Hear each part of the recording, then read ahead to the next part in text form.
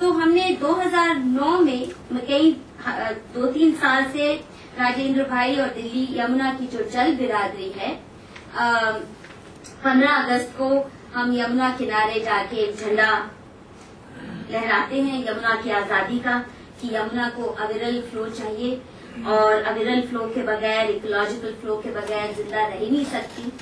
तो पिछले 15 अगस्त 2009 को हमने एक कार्यक्रम नियोजित किया था दिल्ली के नागरिकों को इकट्ठा करके, जो हमने शपथ, ये देखिए यमुना की किसी जमाने में इतनी दुर्गति नहीं थी।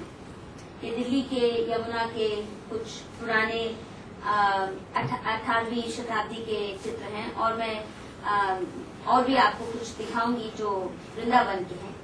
पर अब ये देखिए, ये हालत में अब कहाँ यमुना, सिर्फ अपने घर का गंध और मूर्तियां, इसमें कैसे लोग दुर्गा पूजा के बाद भी और तरह तरह के करते हैं, मुझे तो समझ नहीं आता।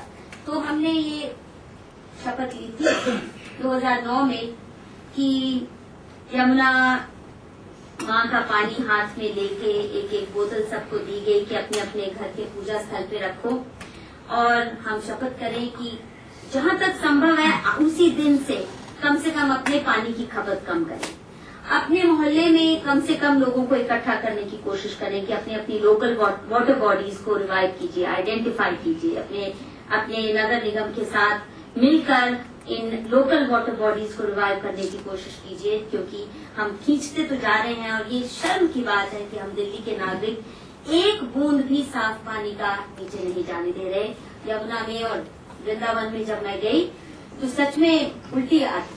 और जिस दिन हमने ये शपथ भी ली, आपको बताना मुश्किल है मेरे लिए कि कितनी बदबू थी। कुत्सिया घाट, जो कि किसी जमाने में बहुत सुंदर घाट हुआ करता था, यहाँ बहुत सुंदर मंदिर हुआ करते थे, और उस दिन इतनी बदबू थी, इतना कचरा था कि घर आके केवल स्नान ही नहीं करना पड़ा, पर वाकई उल्टी आ गई। इतनी सरदर्द हो गई थी उस बदबू की वजह से।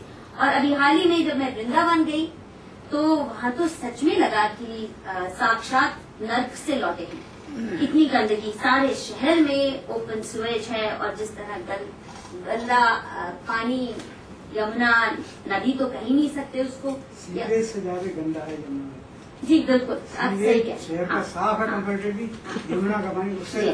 तो वृंदावन में तो वाकई लगा कि साक्षात नर्क का दर्शन हुआ है। दिल्ली से भी वाकई बदहाली, और वहाँ तो एक्सप्रेस हाईवे भी बन रहा है यमुना नदी के बीचों बीच, और ये भी कोर्ट की इजाजत के साथ बन रहा है। कैसे ये हरकतें हो रही हैं समझ नहीं आता। तो अभी तक कोई बहुत ज्यादा सफलताएं तो नहीं मिली इस काम में, पर मैं उम्मीद करती हूँ कि आज एक नई शुरुआत होगी। हम एक महीने में हारे हुए खिलाड़ी हैं। टेरी डैम के वक्त भी थे टेरी डैम के वक्त भी जो लड़ाई लड़ी तो उसमें सफलता की बजाय बहुत विफलता मिली।